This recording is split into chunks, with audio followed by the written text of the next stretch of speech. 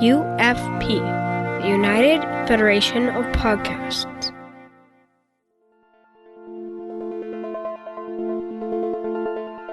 Infinite diversity.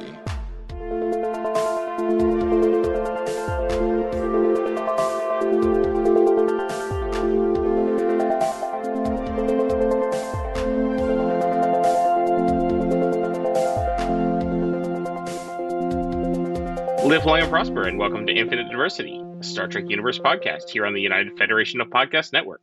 I'm your host for today, Thad, and joining me today is my co-host, Chrissie. Brandon is delving deep into someone's subconscious to try to help them work through their trauma, but we're here to talk about the episode. How are you today, Chrissie? I'm doing all right. I'm finding it's taking me a very long time to get places when I can't just snap my fingers anymore, but, you know, we deal. Indeed. How are you doing? I'm pretty good. Just breaking windows to feel some euphoric rush, but other than that, I'm all right. Yeah, that's all right. It's all good. Before we jump into our topic for the day, we'd like to take a moment to thank our Patreon patrons who make the show possible, particularly our associate producers, Justin Oser and David Willett. Listeners, we'd love to add your name to the list, and we can do that with your monthly subscription of just $10 at patreon.com/UFPEarth. Do we have any Star Trek news this week? Because I can't think of anything. You know, the problem is like, I'm still stuck on what we heard at the convention. I don't think there is anything new. Yeah, I mean, it doesn't help that we recorded the last episode like 3 days ago. A couple days ago. Yeah. I did notice that the movie theater Fandango events for the motion picture, they added another date, or they added some more showings. So, did they? If it didn't work out for you to see it when it was supposed to be up, then double check again, because there might be another showing. I think that are they still all in the same week? I think so. I think they just added another day. I unfortunately still won't be able to see it, but that's okay. I have seen the movie before, and that's okay. Yeah. Did I say Fandango? I meant Fathom. Excuse me. I knew what you meant. Yeah, but I corrected. Yeah, looks like yes. Sunday the 22nd, Monday the 23rd, Wednesday the 25th of May. Okay, yep. Yeah. So still all in the week that I won't be around, but that's okay. Well, yeah. We'll be around other times. Right. Yes, and like I said, I've seen the movie. I have seen the new 4K remaster, and it looks amazing. It is. It's gorgeous. But there's just something about getting the popcorn and, you know. Oh, no, absolutely. And if I was able to, I would do it. Oh, yeah. Especially after, like, COVID and not being able to go to a movie for 2 years. And so. But anyway, yeah, no, I don't think there is any other news. So. No, I don't think so. It's been pretty quiet because we had so much news last week. Yeah. So last week you got like us talking for like an hour before we talked about the episode. This week we're going to dive right in. Yes, well, we haven't been to another convention since then, so that helps. What a shame. I mean, it would have been great if we could have also gone to a convention this weekend, but c'est la vie. Yeah. Oh, well. All right. So this week's episode of Picard, Monsters, was a bit of a different episode than what we've been seeing before. What did you think about it, Chrissie? This was good. Got some things turned on their heads that we'll talk about because we'll talk about them. I like that. I'm glad to see that things are moving in a different direction with some of the story than I thought, because quite frankly, I didn't like the idea that Maurice Picard was a wife beater. So there's that. And the whole thing with what's happening with Jurati and Seven and Rafi trying to find her, that's super interesting. But and then it's Rios and the Dr. Ramirez, and her son, whose name escapes me at the moment. And I've been saying he was going to stay, and now I'm not sure. So I think either he's going to stay or she's going to the future. One of those is happening, I think. Yeah, I think so. But we shall see. What do you think? I really enjoyed it. This was the first one, I think, where I needed to watch it twice before I could make a good assessment as to how I felt about the episode, just because there's a lot to unpack with the whole thing. There is. But I enjoyed it. liked that we got something a little different than we had before. I mean, not necessarily different to Star Trek or storytelling as a whole, but different for this season of Picard anyway. I mean, the going into someone's mind to help them work through something is, a trope of sci-fi that goes back forever. But yeah, I very much enjoyed it. I thought that James Callis was very good. I'm laughing at like all the people because they look similar, but I've never understood all the people that can't tell the difference between James Callis and Alexander Siddig. Like, that's apparently a real problem, and I never fully understood it. They look a little similar, sure, but they're not, like, identical or anything. No, but I can see where that's an issue, because put that guy in a Starfleet uniform, particularly one with a blue, even if it is a dark blue shoulders and the black rest of it, and... yeah, he looks a little bit like Alexander Siddig. He looks a little bit like him, yes. I don't disagree about that. But like I saw there were a few people on Twitter, not like, not us who are dialed into everything, who already knew James Callis was going to be on this episode, but there were some people that were less dialed in. I saw a couple people were saying, "Oh, I wasn't expecting an Alexander Siddig cameo," and like. Yeah, I was talking with my sister today, and she was saying when they first watched it, she thought for a moment, first of all, she thought it was a Section 31 thing, and then when she saw him, she's like, oh, wait, it's Bashir in Section 31, and that makes perfect sense, and then she realized it wasn't Bashir, all within a few moments of each other. Sure. But I can totally see that thought process, so... yeah, no, yeah. That's fair. Yeah. I thought he did a really good job. He did. We have yet another Picard with an English accent. Yes. Now it's just a joke. No, it's just, yeah. Yeah, now the outlier is young Picard from Rascals who had a French accent. Yes, and Renee. Yes. Yeah. Although you can explain that, because he was... Renee makes sense. He grew up in France. Although Robert also had a French accent. That's the one that... because isn't Robert the older brother? So yes. If anything... yeah. He should have more of an English accent than Jean-Luc. He might have put on the French, though. Coming true. into a new place to try to, fit in. And I suppose, unlike Jean-Luc, Robert also spent, the last, when we see him, he had spent the last 40 or so years in France. All of his life, yeah. Jean-Luc had not. So, okay. That helps.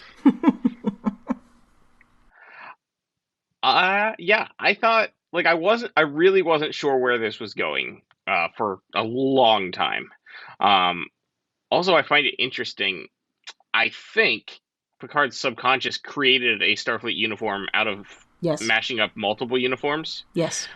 Because this is not a uniform we have ever seen on screen. It appears to be a combination of early and late DS9, because...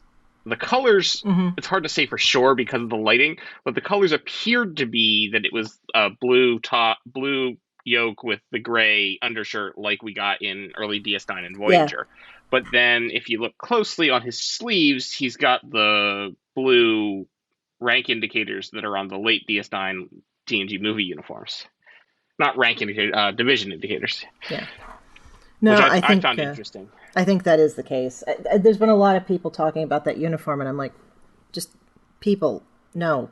It's in his head. He garbled things. We can't even be sure that's what his father actually looked like anyway, given that. That's also true. Especially because he apparently didn't recognize that it was his father until the very end, which would say to me that he may not look like what his father looked like. Yeah, that's a good point. Plus, he doesn't look anything like the guy that we saw in Tapestry. No, the guy that we saw in Tapestry looks a lot more like Robert. But that also but that also means the hairline that James Callis makes wouldn't make sense with the guy we saw in Tapestry either. Yeah, if we're seeing Maurice Picard when he was as he looked when Jean-Luc was 5 or however old he's supposed to be. There's going to be time forward before he might, so that's a possibility. I don't know. We'll find out. but Yeah. it's very interesting. Also, I think it's okay if he never looks like the guy we saw in Tapestry. Yes. Because also his mother doesn't look anything like the woman we saw in Where No One Has Gone Before. That's true as well. This is a very surreal experience, just watching all of this, seeing the monster come to life in the stained glass window, and like finally figuring out like what actually happened versus what Picard thinks is happening.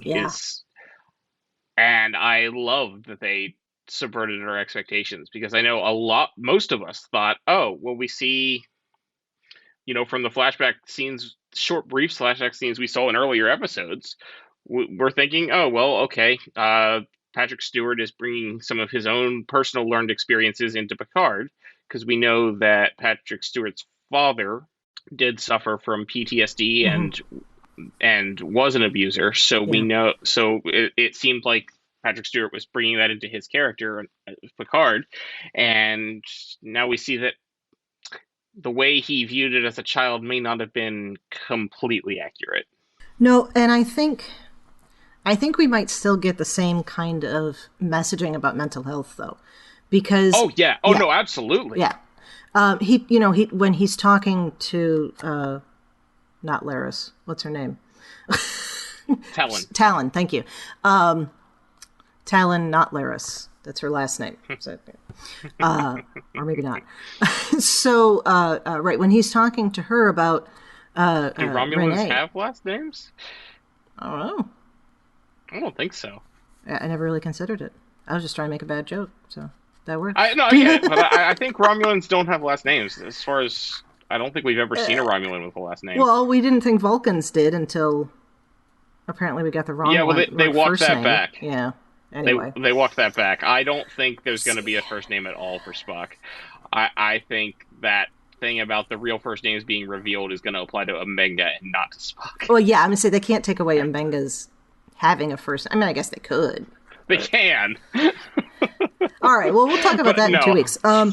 Yes, we can. Okay, so I think we're going to have the same kind of messaging about the importance of mental health, because when Picard was talking to Talon about Renee and saying how depression can be crippling in humans, and I think we're going to find out that Yvette was probably manic depressive, if I had to guess, from a layperson's understanding of those things. From the description that Maurice Picard gives at the end, that's what it sounds like to me. Yeah. So that's, that's very high highs, very low lows. So that kind of depressive. But of course, then child Picard is looking at that, and adult Picard looking back on it and thinking that she is depressed because she's being abused and not necessarily understanding, what's going on. We know that for certain. Right. So. I mean, it's clear that even in her lowest of lows, she still cares for Jean-Luc, just because she's not able to perceive the world the way that the world actually is. She is inadvertently hurting him. Yeah. Right. So that brought up, we have been told that Maurice was vehemently anti-technology. Okay. And I guess, we have to take that to a point, because, he's anti-24th century technology, at what point does that stop? And so then I'm wondering, and this may be me just still perceiving him in a villainous place, so I might be completely off base with this, but I am wondering if Yvette is not being treated medically and psychologically the way she should be, because he's not necessarily interested in taking advantage of that part of modernity. So that's interesting. Yeah. I mean, that's possible, but I mean, we don't have anything specific to tell us that either. Oh, agreed. It just was, other places in Star Trek, we don't see that level of mental illness that is not being treated. And we see very little mental illness that is not treatable. So assuming that what Yvette has going on is a relatively straightforward case of manic depressive disorder, which again we don't know, so that's making an assumption. I have to wonder why. The fix is to lock her in a room. Or maybe he's locking her in the room until he can go get her meds. I don't know. So that is also possible. Because, that is a fair point, because even with 21st century medical science, we can at the very least mitigate the effects of that. So, I'm not sure, but it could also be that it's a different disorder that they are not able to fully treat. Oh, entirely, yeah. They could make up a thing, and we'll call it, Because we know that Picard has the genetic predisposition to brain abnormality. Oh, wait a second. Oh. Okay. No, you just open up a whole other place for that, because I just thought of that. That hadn't occurred to me at all. She could be suffering from some kind of dementia. Because you don't have to be old to have dementia. I mean, it usually happens when one is old, but you don't. Or she could have something like Parkinson's. Yeah, or Irritable syndrome. Make it that. Or Irritable syndrome. Yeah. Because based on what little we know of that, it could very well be something like that. Oh, that's okay. The lack of treatment, then, assuming there is a lack of treatment, is more understandable. Yeah, because there is no treatment. As we are told time and time again, there is no treatment for Irritable syndrome. Yeah. Okay. Ooh, I'm glad you brought that up. I'm glad I just thought of that right now while talking about it. Well, there we go.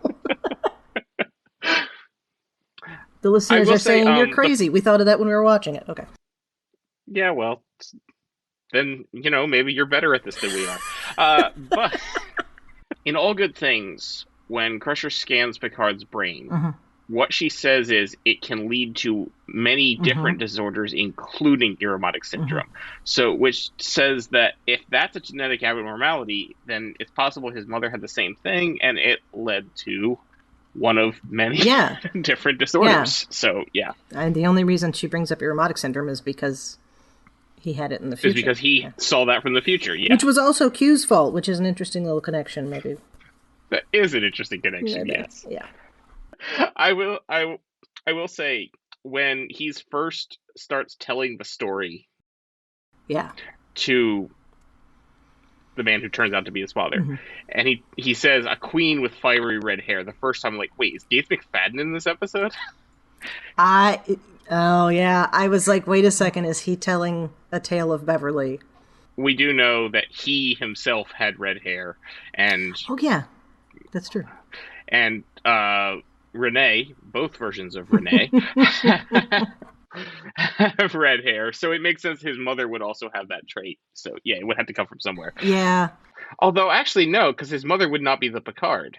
But, no, isn't red hair, can't you only get red hair if both parents have that gene? I think so. But I'm not 100% on it. Certainly that's true of the Weasleys, but that's a different imaginary world, so... Yeah, okay. I was not expecting it to go there, but okay. It's the most famous red-haired characters of the last 20 years. I don't know. That's true. I liked the callback to the tunnels under the Picard mansion that the Picards had hidden from the Nazis in. And it makes sense that they would not be a safe place to go several hundred years in the future. Mm-hmm. And it sounds like they flood. That was the impression I got, and that's something that was going to be happening soon. Because Maurice says, if I hadn't found you, you might have been killed. Well, if he was stuck in the floor, where was he going to go? Even if it didn't flood, he would just, eventually just... Well, yeah, but that would take days. Sure. I don't know, where did I get the idea of it flooding? I don't know. I didn't hear that, but that doesn't mean it wasn't there. I may just have missed that. No, I only get a chance to watch this once. So normally I watch it 2 or 3 times before we record, and I just didn't have a chance this weekend. So yeah, I like that we do. Yes, we get the full story, although not necessarily the full story, because there's some more flashes and. Talon says there's something else, and we don't find out what that is because they wake up. Yes. Had an interesting idea on that one. Okay. Okay. Because we see young Jean-Luc wanting to open the door where his mother is and let her out. I guess, one would assume let her out. And we know it feels like that's like exactly the thing not to do. Okay. Not to young Jean-Luc's mind, but in the reality of it. And so then the question is, did he let his mother out and then something happened to her? Whether she was injured or killed and that he blames himself. Yeah. Oh, that's yeah, I mean, I don't like that. No, not at all. But that fits, and that does make a lot of sense, and that would help explain why he had repressed the memory and viewed it as something else entirely if he didn't want to remember that. Yeah. And who would? Well, God, yeah. I mean, because that's the kind of thing that you could never explain to a child well enough that whatever action they took that might have led in that direction was not their fault. There's no way to do that in such a way that they're going to understand it, and not. I mean, you can do it over the course of a lifetime, but that involves bringing it up over and over again, and maybe that's something you don't want to do. And I know it's complete speculation on my part, but it feels like that might be where it's going. So, so yeah. Yeah, that makes a lot of sense. And I suspect, regardless of what it is, we will find out what it is in the next 3 episodes. Oh, yeah. Or they wouldn't have brought it up. For sure. But I am glad to hear that Maurice Picard is not an abusive man. Yes. Because that really... very glad to hear that as well. It didn't mesh with the era. I mean, I know we've seen abusive people on Trek, and there's, but it's usually a storytelling reason. Not this is also a storytelling reason, but... It didn't work, It didn't, no, I'd like to think that in a post-scarcity society with access to advanced free medical care and mental health assistance, that situations of abuse and just financial freedom that people are able to walk away from any relationship without needing to worry for their lives. That sort of thing just, well, I'm sure there's no way it would ever completely go away, but I would like to think that there would be a lot less of it, and it would not continue for as long as it does. And I think that society would be able to treat that sort of thing a lot better than our society can. Oh, absolutely, yeah, and mitigate the circumstances that bring it about in the first place. Like you say, not having to worry about whether or not you're making enough money to leave an abusive relationship is a hugely important factor for a lot of people. And then access to medical care and mental health care, it just in and of itself would solve a huge number of the problems that our society has today. Yeah. Many of which are associated with not violence. Just with abuse, but a whole bunch of other things. Yeah. That's a whole other thing anyway. But hey, that's one of the points of this series, isn't it? Yeah. Okay, cool. Just 41 years until first contact. We can do this. That's not, well, there's a lot between then and now, but we'll see. Yes. Anything else we want to talk about Jean-Luc and his childhood memories? I think I've covered more or less everything, so let's talk about some of the B-plots here. All right, first though, Talon is Romulan. We were right about that. We got that right. I did not entirely believe it, because she put that ear thing on, and I was like, well, that's just cute. I didn't entirely believe it until she said it, because even with the ear thing on, that could have been a showing of Picard's perception. Right. I know he was out then, but still, for the audience's sake. So now here's the question: is that Laris?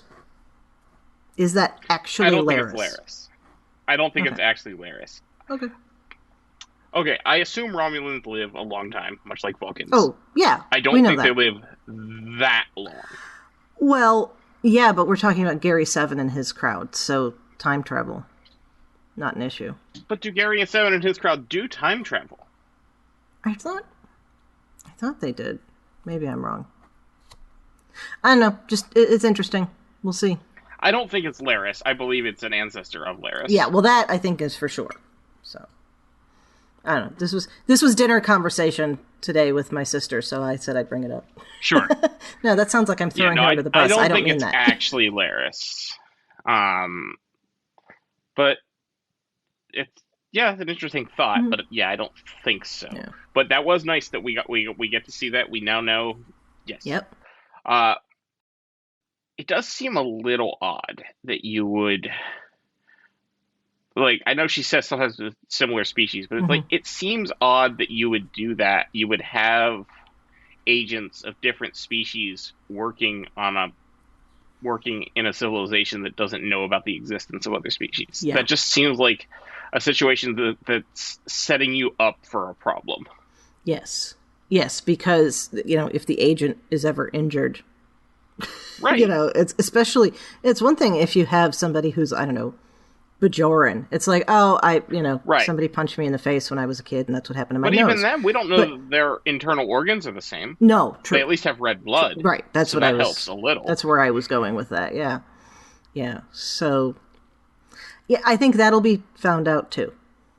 And we'll see from there. Oh, yeah, well, she didn't get captured, thankfully, so we'll see. Right. We'll see what happens there. But while we've been diving through Picard's memories, Rafi and Seven have been figuring out what's going on with Jurati. Mm-hmm. And turns out that the ship had been locked out with some Borg encryption codes, and Seven's obviously able to detect that. Yeah. So it seems they're on to her.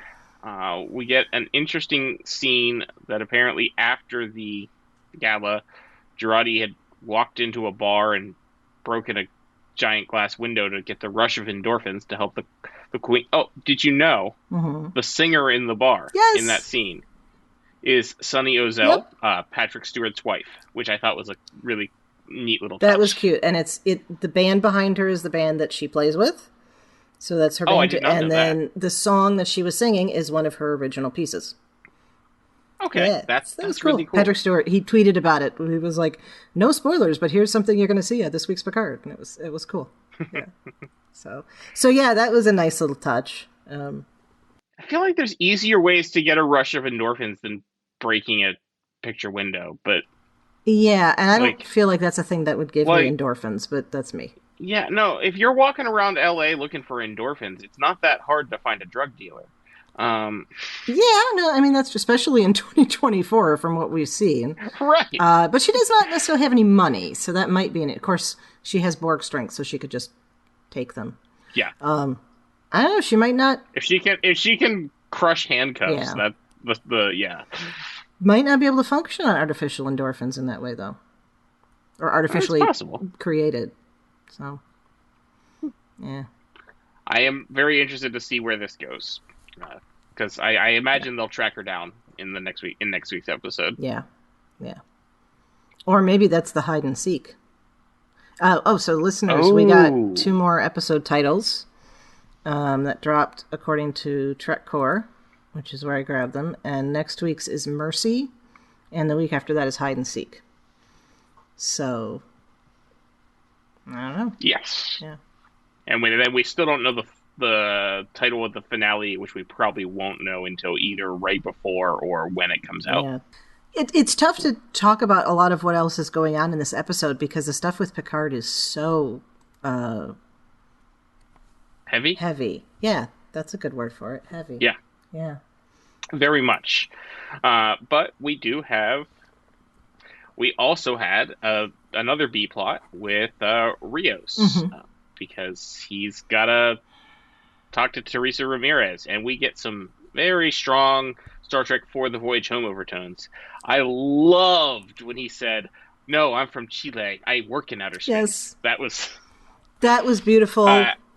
I haven't, to be fair, I have not heard how Brandon feels about that, but I'm willing to bet he hates it, so I'll just say that. Yep. In his Yep. benefit, for Brandon's benefit, I guarantee he hated that line.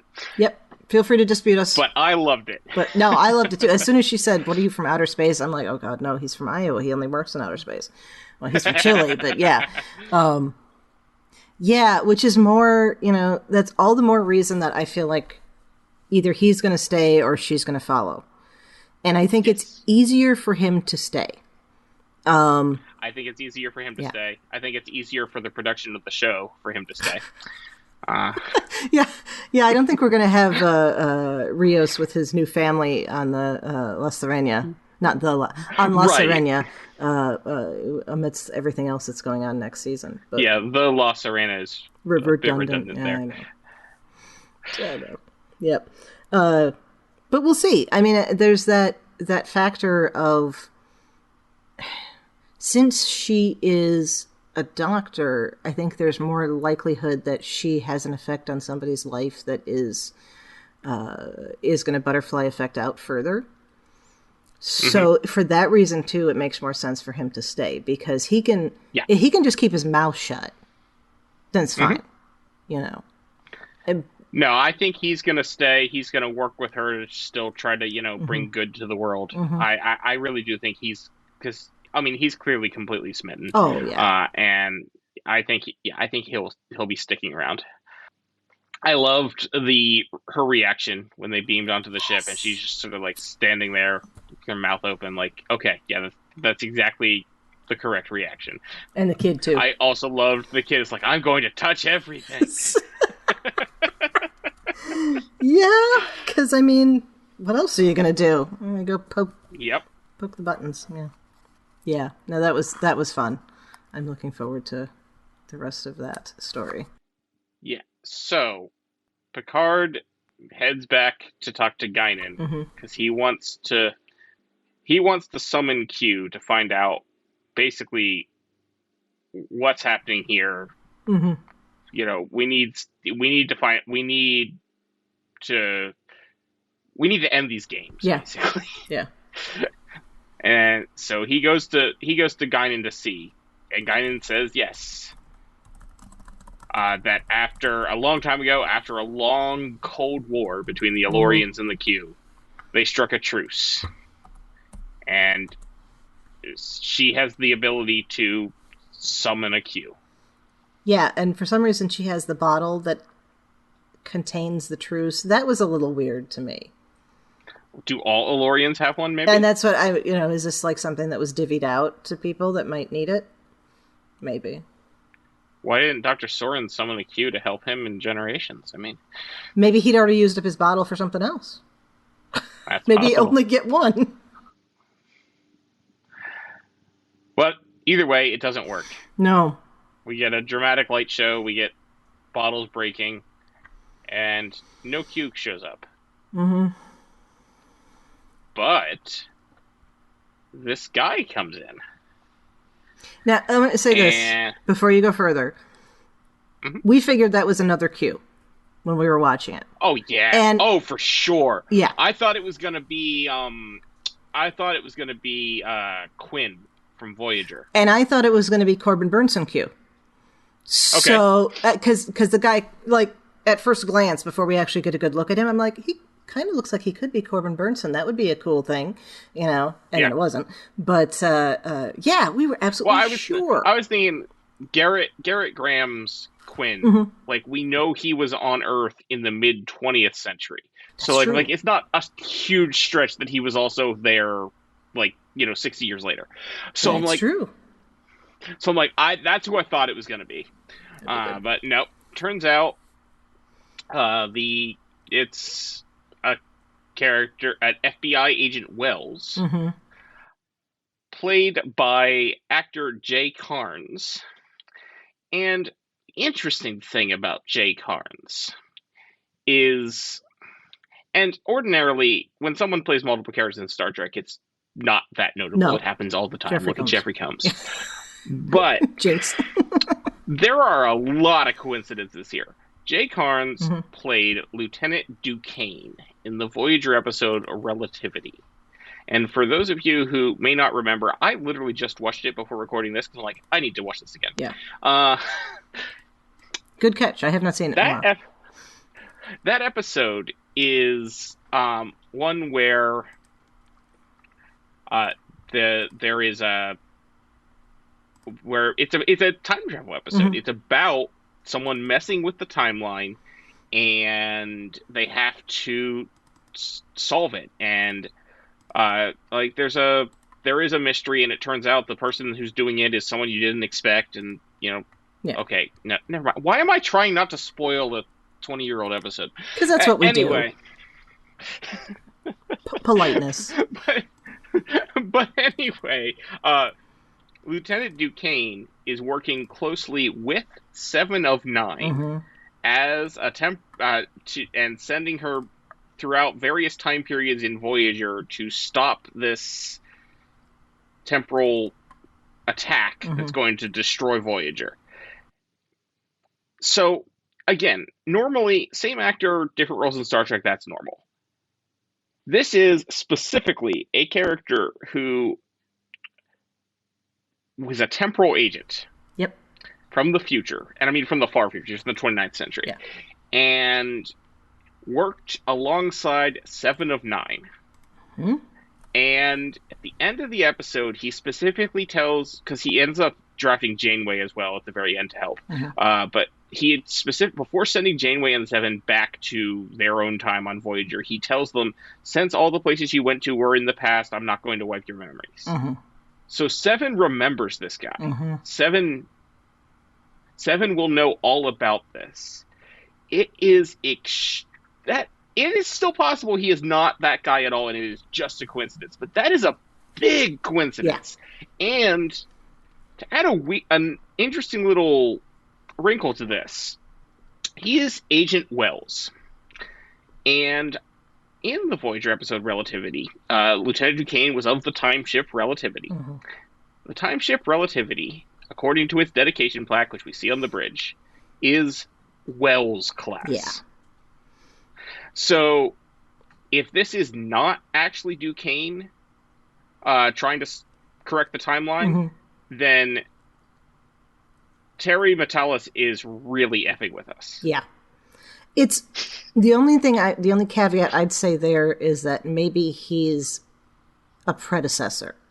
Maybe he's the guy that Wells class was named after, and then go from there. You know what I mean? Okay, that's also... But if he's the guy that Wells class is named after, then he's also probably still a temporal agent. Oh, absolutely, yes. Yeah, I'm not disputing that. Yeah, I'm just so saying... You're saying he's not Duquesne, he's like Duquesne's grandfather or something? Yeah, or, but, Duquesne's... From, the 27th century or whatever? Great, predecessor. I'm not going to say they're necessarily related, but yeah. Yeah, no, I think that's...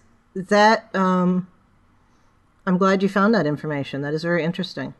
See, when he said he was from the FBI, I was joking around. Again, this episode was very heavy, and then there were places where I was joking around, and maybe that says more about my psychology. I'm not going to get into that.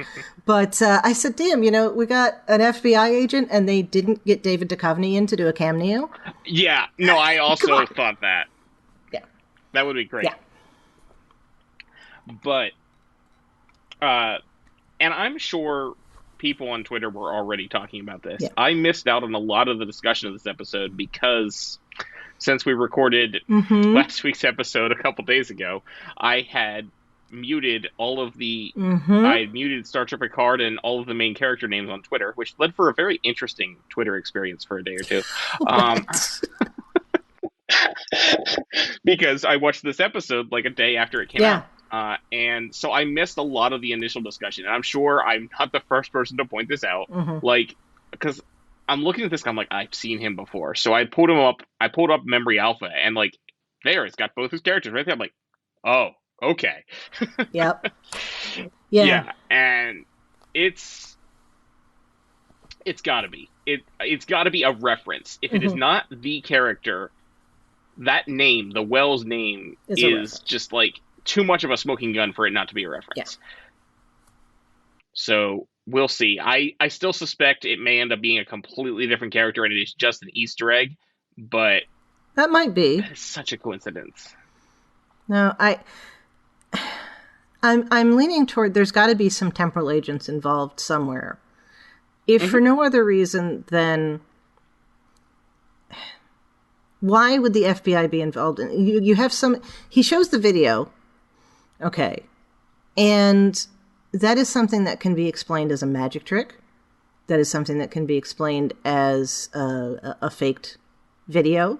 It can be explained in any number of ways that would mean that an FBI agent in 2024 who has a whole hell of a lot more to do than investigate people who are disappearing and appearing in places in what appears to be a video trick. You know, why is this? Picard has committed no crime. Appearing in a place is not criminal. There is no crime against teleportation. Right. Even assuming they thought it was a real thing. Yeah. You know, so there's some reason that those people are involved, and it's not the law in 2024. It's something else. Right. Yeah. Yeah. Yeah. So and that's why, if he ends up being a temporal agent, it's like, what are you doing here? Why are you messing up the timeline, etc. That could get interesting. Maybe he's future guy. Oh, sorry, crying out that was loud. Too easy. Every time Traveler's future guy. I gave up on future guy ever showing up when the Red Angel turned out not to be future guy. Yeah, that was interesting. Yeah, so Q's walking to the bar, and what's going to happen is he's going to walk into that bar, or walking or taking public transit or whatever. I'm sure he figured out a way to get himself a car. He's in an Uber. Yeah, he's in an Uber, and or he calls up Soong and asks him to drive him over there, and then he's going to show up like an hour after they've been arrested, and Picard's comm badge is going to be sitting there, and it's going to be Seven or Raffi going, Picard, pick up, Picard, why aren't you answering? And then go from there, I think. Okay. Just, you know. All right. That is certainly a possibility. I'm thinking that Q probably didn't hear it at all. Okay. I'm thinking since he doesn't have some of his powers, I'm thinking he probably wasn't even able to hear the summons. That might be. That may very well be. And that puts us in another interesting spot, because I still, since we saw the Q from earlier in the year, I'm not sure that we're dealing with the same Q from the same time period. You know? Oh, are we looking at multiple Qs? Yes, and not multiple Qs, but multiple of John Delancey's Q, particularly. Right, Q from different times, yes. So, we will see. Because he does not look nearly as haggard as he did when he... I will tell you that I now believe that the Borg Queen from the beginning is definitely Jurati. Yeah, I'm beginning to lean that way too. Which is unfortunate.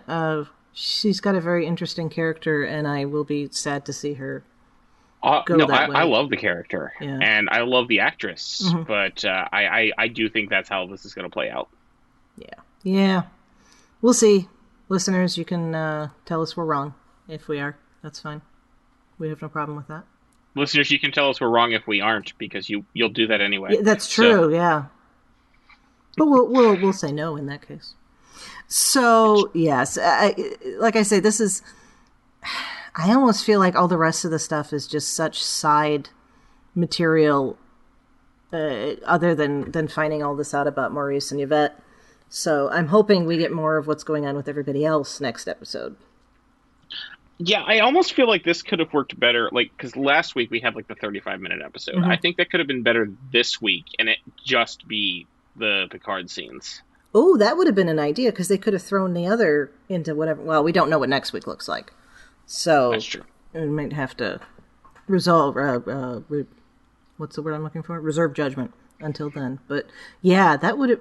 We don't get a lot of Trek episodes that don't have multiple plots going. And when they do, it's always interesting, yeah. And I do enjoy the fact in general that we get like A, B, and C plots. For sure, I've been enjoying that. But yeah, I also do wonder how well this episode might have worked if we just saw the Picard stuff. Because it definitely, like, everything that happened after Picard wakes up sort of felt tacked on. Yeah. Because there's like another 50... Like, the first time I'm watching, like, there's 15 more minutes in this episode. What's happening? It's like, now what? Okay. But I am very interested to see what happens in next week's episode. when we find out that Agent Wells is the future guy. Yeah. But as for this week, I think the only other canon thing that I noticed, because we talked about before we started recording, was when Guinan, when Wells first shows up and Picard asks if he's a Q, Guinan does the hand gesture that she did the first time she met Q in 10 Forward. Yeah. And I thought that was a neat little callback. So we now know that is a and in that case, when I'm talking 10 Forward, I meant the bar on Enterprise, not the bar that they were in just now. In Q-Who, when she does the yes. cat yes. Claw thing. Yeah. But now we know that wasn't just some kind of weird thing. It's actually how Elorians figure out if a person is a Q, I guess. So, or they're just reaction to a Q. But either way, it was a neat little callback. Mm-hmm. I like that, yeah. Full disclosure, I only saw this episode twice, which is... Yeah. I normally watch it at least 3 times for the podcast, so... Yep, and add to that I'm tired, so... Well, I promise we'll be more prepared next week. Oh, be careful with that. Don't make promises like that. I feel like there's more... I promise we'll try to be more prepared next week. There you go. I feel like there was more that we should be talking about, but I don't think there is, because it was a very straightforward... Aside from, speculating into perpetuity on stuff, which I think we've already done. Which I'm always willing to do. Yes. But our listeners are going to have more this week, because these are going to drop as 2 on the same day, because that's the only way I'm going to be able to get it done. So, sure. Yeah. So it'll be a double shot. Well. All right. Well, all right. Yeah. Final thoughts, bring me more. That's always been. Yes. This whole season. That's been my final thought all season, yeah. Mm-hmm. All right. I'm good if you are, yeah. Yeah. So, that's this show for this week. Chrissie, where can people find you when you're not trying to track down a Borg queen? Well, I feel like that's something that both... If you need to do it, it's very important to do it. But if you don't, that's something you never want to mess with. Mm-hmm. Right. Yeah, look what happened to the Hansons. Yeah, that's actually, good point. And in-universe point. Right, so in addition to here on Infinite Diversity, you can find me on History with the Szilagys here on the UFP Network. And that is a twice-weekly podcast that I do with my fellow historian partner, Jason. And I'm happy to chat about all of our shows in the Federation Council Chambers on Facebook. And I'm on Twitter at The Goddess Livia, that's TheGoddessLivia, where I tweet about Star Trek history and leftist politics. Thad, where can people find you when you're not cleaning up this broken glass and asking yourself, why do people keep breaking these windows? It's a very good question. Yeah. Best place to find me is on Twitter. I'm at Tyrannicus, which is Tyranicus, where I talk about a lot of Star Trek. And you can also catch me on the other podcast I do with my friend Carl called License the Spiel. That's license with a C, like the British do it. And we talk about the James Bond films. Well, listeners, as you know, the UFP has a lot of other different podcasts for you to listen to once you've finished listening to us, of course. One of those is All Good Things, and on that you can join Amy Nelson and Mark White as they discuss all of what we call the old Star Trek, but really they're covering anything that's related to whatever topic they pick for a week, and they've had some really fun topics lately. And then you can get purely TNG with Amy again, Rhea Papagiorgio, Kevin Scharf, and Joe Keegan on Galaxy Glass. If you enjoy all of the massive amount of Disney products that are coming out, you can join Chris Terrizio, Pat Devlin, and Casey Pettitt as they talk about all of that on Mickey's Marvels. If you are into the DC comic character Arrow and that series, you can listen to Always Hold On to Arrow with Lance Laster and Cavante Chillis. And last but not least, if you like yourself some cryptozoology, you can listen to Sasquatch with Ken Tripp and Zach Moore. And they look at Bigfoot and related phenomena. Thank you very much for tuning in to Infinite Diversity. Thank you to our executive producers, Ken Tripp, Tony Robinson, Brandon Shea Mutala, and Zach Moore. Thank you to Zach Tripp for the wonderful theme music and Tony Robinson for the awesome show art. Please rate and review us on Apple Podcasts, and please subscribe. If you want to reach out, you can find the network on Twitter at UFP Earth or our show specifically at IDIC Podcast. You can also talk about any and all of the UFP episodes in our Facebook group called the Federation Council Chambers. On the next episode, we'll be talking about the next episode of Picard, Mercy. Until then, peace and long life.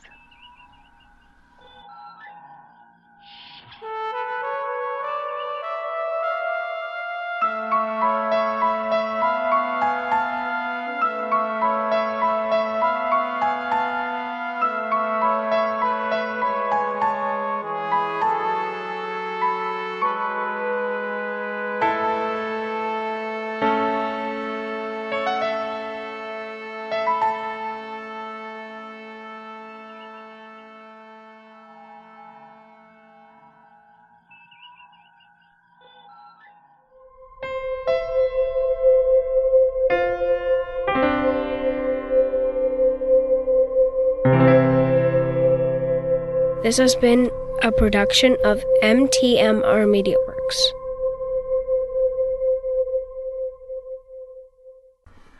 But, I don't know why, but I always thought that was his grandmother.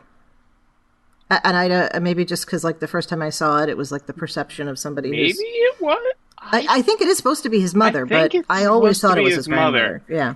Because his mother is Yvette, right? Right. I think that's supposed to be Yvette. Yeah. I don't think she had that name yet at the time, but... I remember... Well, no, she did. Because I had her card in the Star Trek CCG back in the 90s. Okay. Well, I meant in that episode. I don't... He just calls her Maman. He doesn't... Okay, yeah. But the name Yvette existed before now, is what I'm saying. Oh, yes, yes. I meant specifically to that. Yes, that was his mother, according to Memory Alpha. Yep. But again, that's an instance of that which is not real. So. And her name was not mentioned in that episode. Her name was mentioned in Chain of Command. Yeah. Yeah.